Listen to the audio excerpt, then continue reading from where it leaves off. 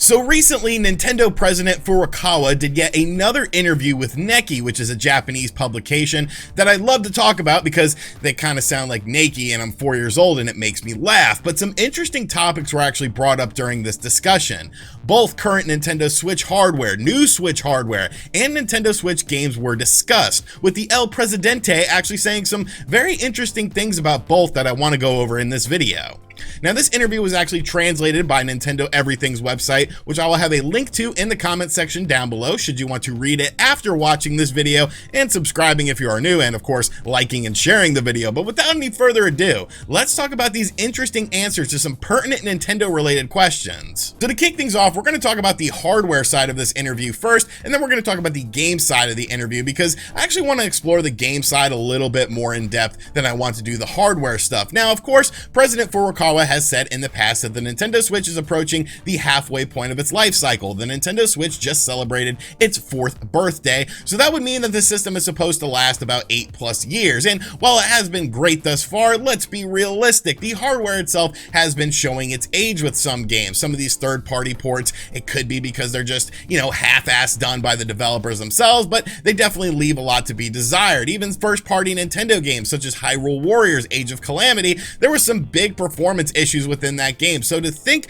about the Nintendo Switch in its current state lasting another 4 years without any sort of revision coming along, it's sort of a thought process that some people have, but a lot of people are starting to tune into this whole Nintendo Switch revision thing, which is something we've been talking a lot about on the channel. Of course, even very recently in the Nintendo Switch firmware update 12.0 that went out, data miners found a bunch of stuff regarding a new dock with the system. Of course, there's been the subsequent Bloomberg articles, so much stuff going on with this. You guys have heard it a million times before. Well, speaking about the current Nintendo Switch that is on the marketplace, President Furukawa said the following: "We currently have enough semiconductors to tide us over with immediate Switch production term. Demand both in Japan and abroad has been very high since the beginning of the year, so there is a possibility we might not be able to meet the demand of all retailers at some point in the future." Now, that's obviously something that has been going on with every company. You look at Sony, you look at Microsoft, both of them, although they got their systems out, the Xbox Series X and the PlayStation 5, it's been very hard to get these things. And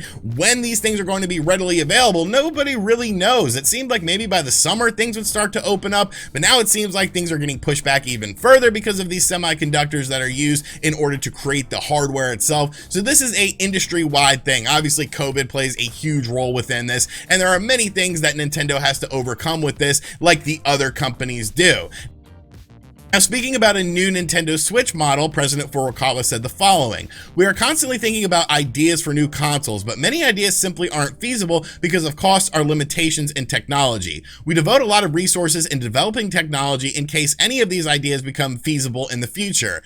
Now, once again, that's a very softball answer, but I do think it's very interesting because President Furukawa has gone on record back in 2020 saying that there would be no revised Nintendo Switch model in the year of 2020. And of course, there wasn't one. Many people thought that this Nintendo Switch Pro, Nintendo Switch Revised model would end up releasing in 2020, but Furukawa pretty much said no, it's not going to happen. But ever since then, when it comes to 2021, nothing has been said of the sort. Nothing has been done to deny that a Nintendo Switch revision is indeed happening. And I think when you look at the current landscape of video games, now would be the perfect time to do something like this.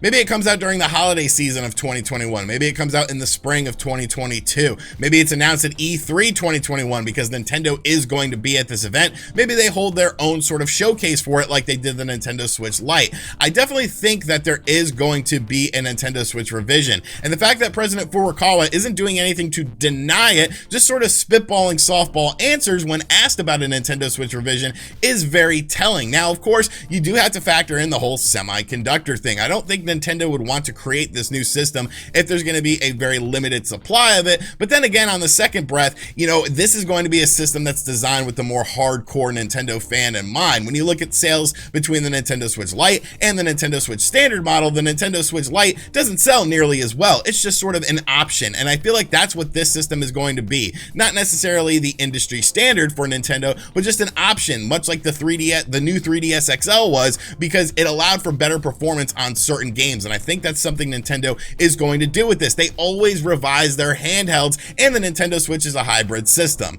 But I think it's very interesting what he said about the semiconductor situation, not really putting a damper on the fact that there could be a Nintendo Switch revision this year, and I really feel like we're going to see something sooner rather than later with this. But like I said, the games portion of this interview was actually a bit more interesting for me. The way he sort of talked about things that sort of even plays into the Nintendo Switch hardware side of things when asked about games coming to the Nintendo Switch definitely sort of shows a different sort of philosophy maybe within Nintendo, because President Furukawa is the new president. So when asked about games for the Nintendo Switch, he said, "As we spend more time in our homes, we are becoming increasingly spoiled for choice when it comes to entertainment. For people to choose to play our games with their limited free time, these games must be interesting. Competition is fierce, and we're not looking at the current situation lightly. We are constantly looking for new ideas and researching what we can utilize next. In the future, we not only want to work on our staple series like Mario and Zelda, but also work on new games and new series."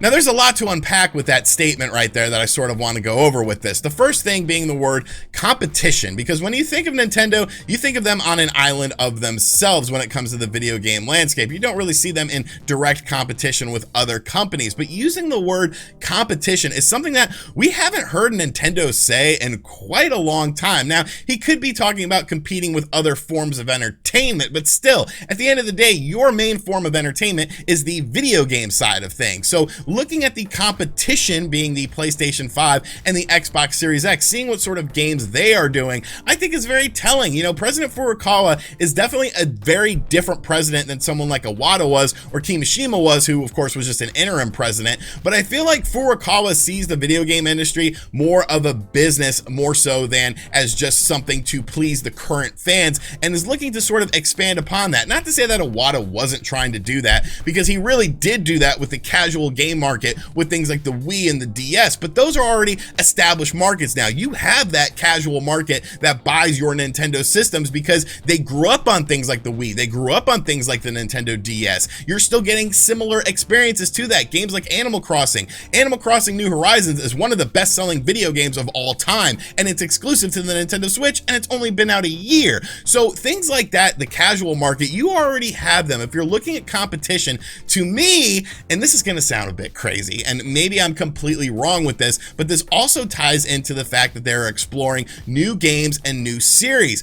I almost feel like, and like I said, this is going to sound crazy to you, but I almost feel like Nintendo is going to explore a more Western design game. Look at the landscape of the Nintendo Switch. You have all these amazing games. You have all these amazing games that are usually derived from the East with Japanese themes and Japanese sort of things. You have the casual market as well. What's the one market that you don't really super appeal to with the Nintendo Switch when it comes to first party games? Would be the Western market. And the Western market is something that I feel like is really up for grabs right now. You have a lot of people in the West who own a Nintendo Switch. You have these games coming out on other platforms. Look at the Sony PlayStation 5 right now. PlayStation is pretty much pulling out of Japan and just focusing strictly on Western stuff. Look at the Xbox Series X. The Xbox brand is trying to expand into Japan because they're already a known entity within the West. When it comes to Western designed games from Nintendo, you never really see them. When you look at new IPs that we've gotten so far on the Nintendo Switch, which President Furukawa is saying they want to do more new IPs,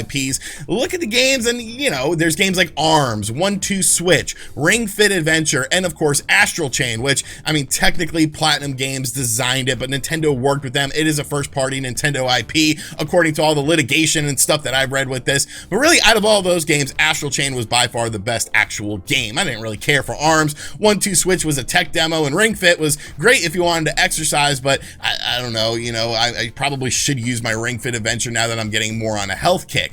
But I really feel like there is a big void when it comes to Western stuff when it comes to Nintendo, and I feel like that's something they can do. Now, I'm not saying that Nintendo is going to make a Resident Evil or a Grand Theft Auto or Gears of War or something like that, but maybe just something a bit more appealing to the West with some more mature themes, maybe even a realistic art style that Nintendo never really seems to do anymore with their games. And it's kind of a shame, because when it comes to your actual hardware, what company knows how to push the limits of the hardware better than Nintendo? Nintendo, better than Microsoft first-party titles, better than PlayStation first-party titles. I could be completely off base with this, but I do feel like that is a market and that is a segment that Nintendo could and potentially should explore. You know, it might not get the sales of something like Animal Crossing or a new Super Mario Odyssey, but right now you are in a peak position. You are making money hand over fist. You are selling systems. You are selling games at a rapid rate. Look at third-party entries like Monster Hunter Rise. It's already one of the best-selling games on the Nintendo Switch, and it's only been out a couple weeks.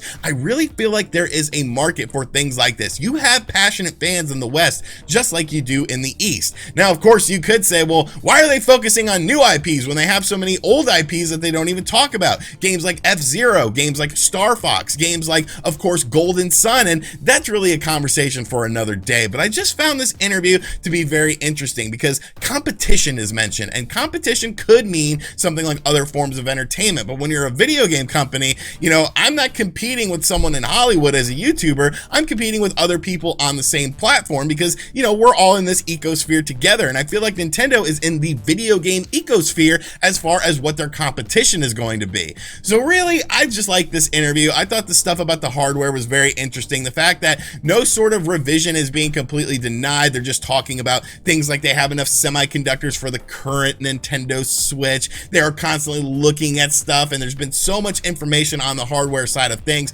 that we've gotten from places like Bloomberg, and this very interesting stance on future games for the system and future games for the next system, whatever that may be, is definitely a sort of a different outlook than we've seen from Nintendo thus far. So let me know in the comment section down below what you think of this. Like I said, should you want to read the interview, I guess you could read the interview now that the video is over. There is a link to it in the description box down below, but I'd definitely like to hear your guys' thoughts on this. And as always, guys, thank you for checking out this video. If you are new to the channel, please be sure to subscribe and check out other videos on the channel. We did a very funny video on Soulja Boy's new handheld yesterday, and he found the video and he commented on it, and yeah, that was fun. You know, that's kind of interesting. What up, Soulja Boy? Maybe you'll watch this one too. And as always, I'll catch you guys on the next video. I forgot what I was gonna say. Later.